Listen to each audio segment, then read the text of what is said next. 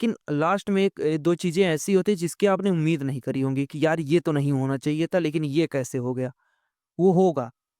बिल्कुल लास्ट में भी एकदम लास्ट एपिसोड में कुछ ऐसा होगा कि आपने उम्मीद नहीं करी होगी कि यार ये कैसे हो गया? ये तो होना नहीं चाहिए था।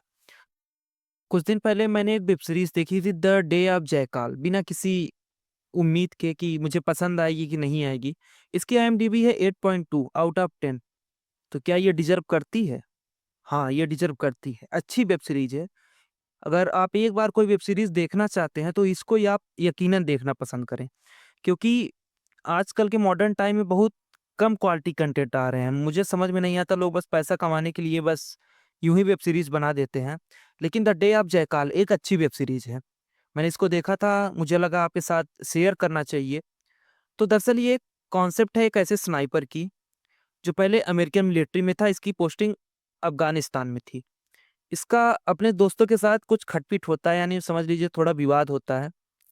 उसके कारण ये उस उनके साथ अलग हो जाता है, और क्यों अलग होता है, कैसे अलग होता है, आपको ये ज़रूर देखना चाहिए। ये मैं बताऊँगा नहीं आपको, ये वेब सीरीज़ आप देखेंगे तो समझ में आएगा आपकी चीज़ें, कि क्या इसके अंदर इंसानियत के कारण ये अलग हुआ, कि ये वास्तव में इतना बुरा था उस कारण अलग हुआ।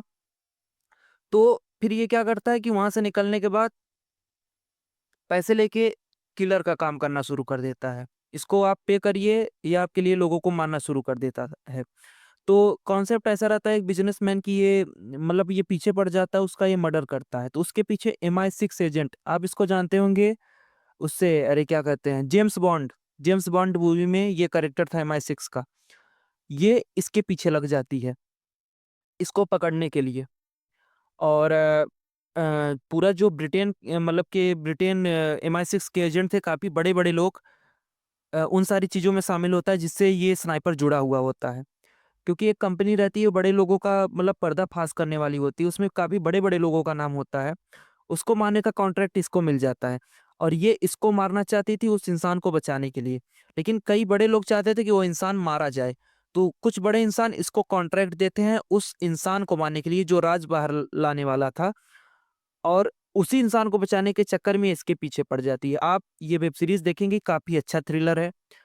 बहुत, मैं कहता हूँ कि यूनिक कॉन्सेप्ट तो बहुत ज़्यादा नहीं है, लेकिन हाँ, एक्टिंग तगड़ी है, कॉन्सेप्ट भी ठीक-ठाक है, और ख़ास करके ये है मेरा पसंदीदा कैरेक्टर था इस वेब सीरीज़ में। जो मेन कैरेक्टर काफ़ी कम मुझे पसंद आते हैं, लेकिन इस बार ये पसंद आया था, ये जो मेन स्नाइपर है, काफ़ी अच्छा रोल इसने प्ले किया है अपना, और सस्पेंस भी रहता है, थ्रिलर भी है, अच्छे मतलब व्यू के साथ। लेकिन लास्ट में एक 2 चीज़ें ऐसी होती हैं जिसकी आपने उम्मीद नहीं करी होंगी कि यार ये तो नहीं होना चाहिए था, लेकिन ये कैसे हो गया? वो होगा। बिल्कुल लास्ट में भी एकदम लास्ट एपिसोड में कुछ ऐसा होगा कि आपने उम्मीद नहीं करी होगी कि यार ये कैसे हो गया? ये तो होना नहीं चाहिए था। ये सारी चीज़ें इसको थोड़ा प्लस पॉइंट की तरफ ले जाती है, 8.2 ऐसे ही डिज़र्व ये नहीं करती है। तो एक अच्छी वेब सीरीज़ है, अगर आप देखना चाहते हैं तो मैंने थोड़े समय में आपको समझा दिया कि एक पूर्व अमेरिकी सैनिक जो अफ़गानिस्तान से निकलकर पैसों के लिए लोगों को मारना शुरू कर देता है, वो एक ऐसे बिज़नेसमैन के पीछे पड़ गया जो बड़े लोगों का पर्दाफ़ाश करना चाहता है। तो बड़े लोग इसको हायर करते हैं उस इंसान को मारने के लिए। तो उस इंसान को बचाने और इसको मारने के लिए MI6 की एजेंट, जिसका नाम बियांका है, इसका नाम जयकाल है, इसका नाम बियांका है, ये इसके पीछे पड़ जाती है। तो आप पूरी वेब सीरीज़ देखेंगे, समझ में आएगा, और कुछ कैरेक्टर हैं जो कि अच्छे हैं। इसमें इसकी वाइफ़ का कैरेक्टर भी मुझे पसंद आया था, नूरिया नाम था। अच्छी कैरेक्टर थी ये, और अगला सीज़न इसका आएगा तो मैं ज़रूर देखना पसंद करूँगा पहले ही दिन पहला एपिसोड, क्योंकि वहाँ से चीज़ें काफ़ी मुड़ चुकी हैं। विलेन भी चेंज हो चुके हैं, कॉन्सेप्ट भी चेंज हो चुका है, लेकिन आप इस वेब सीरीज़ को देखना ज़रूर प्रेफ़र करें।